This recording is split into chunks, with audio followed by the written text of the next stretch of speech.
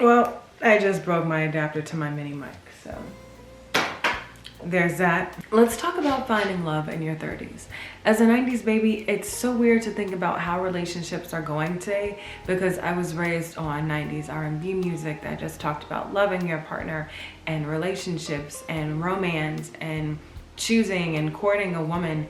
And now in 2026, it's this weird space of men not wanting to meet expectations, women not wanting to meet expectations, and we're just in this weird middle ground gray area that we got to talk about. If you're a 90s baby, then your messages growing up were probably along the lines of domesticated toys as a girl, cooking toys, hair braiding toys, fashion toys to dress your Barbie. If you're a guy, then you were probably given tools or trucks or trains or whatever gender specific toy they wanted to give us. Now, in my opinion, these gender toys also created these gender roles that have been historically set since, ideally forever. The man is the hunter, gatherer, builder, all the things in that masculine space. And the woman is a homemaker, cooking, cleaning, dressing herself or dressing the kids. I think historically these roles have been kind of set into our subconscious starting from childhood. If you were also born in the 90s, then there was still this concept of you have to find your man and your man is going to marry you and take care of you and these are your duties as a wife. I'm pretty sure the men in the 90s got some of these same messages if they're watching the relationship TV shows that we had or listening to the 90s R&B music and even the rap music, or our female girl groups spoke a lot about relationships and love. And these messages that we get from the 90s carry on in our 2000s era. And then we have our TV shows that pretty much show you that you'll find love in college and that you'll find your person in college. And then you have this ideology that you go to college, you find your person, you get married, and then that's how that goes. And ideally, the person you find in college is mature enough to be able to be the man that you want them to be. Or ideally, the woman that you find in college is the woman that you want her to be. So you bring them home to your family and you guys get married and you start this happily ever after. Now, I don't think the happily ever after was really taught to us. I know that in the early 1900s, 1920s, 1930s, 1940s, women were in a space where they were taken care of by their partner, where women were in a space where they were taken care of by their men. And honestly, same thing historically within different cultures of the world. Africa, where the bride is showered with money until she's happy enough to say, you know what, yes, I'm gonna marry this person. Or other cultures in Africa where they believe in polygamy. In Indian or Muslim cultures, same thing, where the man is a provider and the woman ideally is a homemaker. Now, let's fast forward to 2026, where we have this melting pot of what things should and shouldn't be, these rules that are old and new, and we're just trying to find our person in the middle of it all. If you had this mindset that you were gonna go to college, find your person, or go to school, fall in love, and meet the man that's gonna take care of you for the rest of your life, I'm not mad at you because they really made it seem like that was the narrative. But now we're in a place where things are drastically different. The economy is drastically different than what it was in the 90s, early 2000s. So supporting not just yourself, but another person can be challenging. Now, most people are finding love on dating apps, Hinge, Tinder, if that's still a thing, or Match.com. I don't even know. I found my person in reality. But then some of us meet our people in real life. And so if you're meeting people on the app, it gets weird because you're filtering through these really random and unnatural conversations to sort out if there's compatibility in this texting format. If you go out and you're looking for love in the real world, then you're probably stuck with this really weird first initial interaction based on if you should approach him, if he should approach you, how that approach should go, what questions should be asked in order to take it from that initial meeting to an actual date. It gets really weird, right? The apps and that initial meeting. For me and my partner, how it happened, honestly, he is the first man that I have ever approached. I can give a long story, but long story short, I was driving, I saw him, I thought maybe I'd see him again, so to keep driving, but my spirit told me to stop, reverse, turn back, and ask that man if he was single. Now, it wasn't as confident and as concise as that, but overall, that's how it went.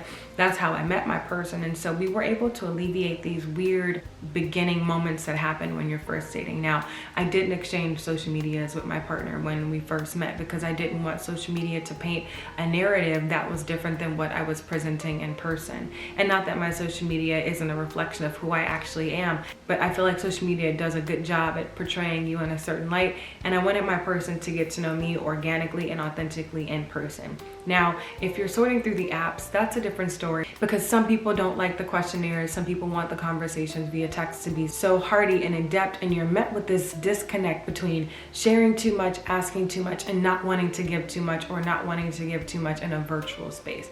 And so sometimes it's this fight between talker and not wanting to talk in that space. Another challenge that you're running into in the apps is that first date setup. Some people aren't down for the coffee and ice cream dates, and some people are so down for the ice cream walk, coffee date. Some people want the extravagant, big dinner, and and while everybody is entitled to their preference, sometimes getting to that first step is met with such conflict because two different people have such opposing views on how it should go for that first date.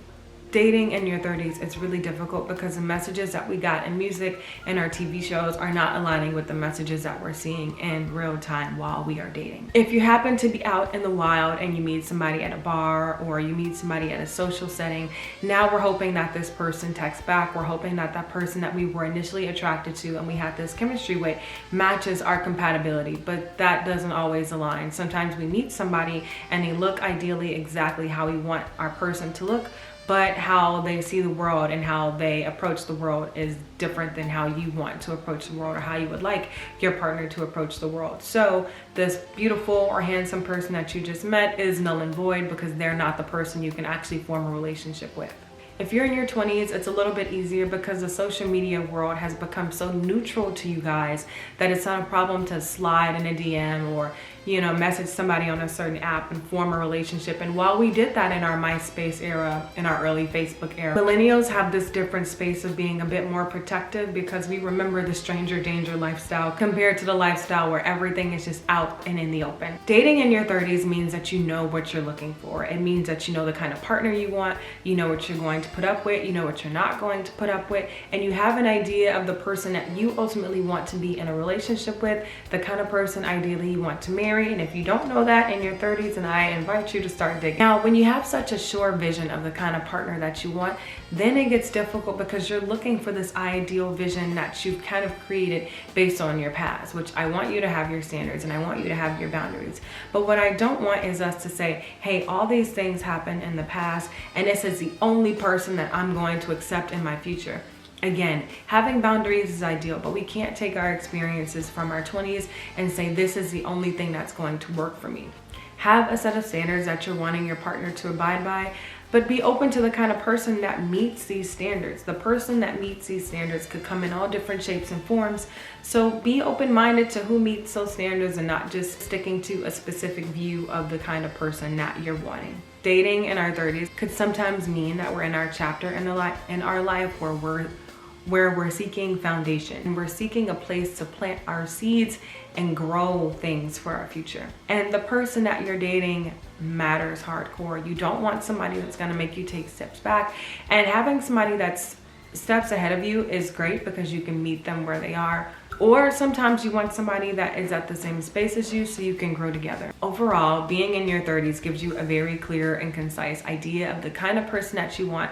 So be mindful to have those boundaries and standards, but don't be super rigid. Being in our 30s means that we've seen the economy go from 4 bags of chips for $1 to you can get nothing for $1. The economic times that we're seeing shows us a very different lifestyle plan than we thought we were going to have in our teens and 20s. Life is very different and we are still getting adjusted to everything from Microsoft to AI. And though we've been in the middle of it, we've also experienced quite a few things that makes our upbringing just a little bit unique. So if you're dating, know that it is not impossible to find your person. If you're on the apps, do not hesitate to put in your bio, dating with intention. And then if anybody messages you or when you message anybody, that first interaction could be a statement along the lines of, hi, how are you? Excited to get to know you. I'm dating with intention. So do you mind if we share a few things about ourselves to see if this could be something? Try a statement as simple as that in your bio and that first time you're messaging someone. And if that person meets you with negativity or doesn't cooperate or doesn't want to get to know you in the way that you're wanting to get to know them, then it's a pass. If you're being social and you're meeting people in real life, yes, attraction and chemistry is important, but let's be mindful to assess for compatibility to see if this person is even somebody we want to take in our long term. And if you're trying other methods like getting a friend to see if they could find a person for you, or potentially a matchmaker, whoever comes to you that is a dating interest, know what it is that you're looking for and make sure that this person meets those standards, because we don't want to waste time at our big age in our 30s. It's so weird to say that. If you're currently seeing somebody and it's going well, would love to hear how you guys met, would love to hear any of your dating stories in the comments, and I would love to read it all. My name is Aubrey, and I will see you on the next video.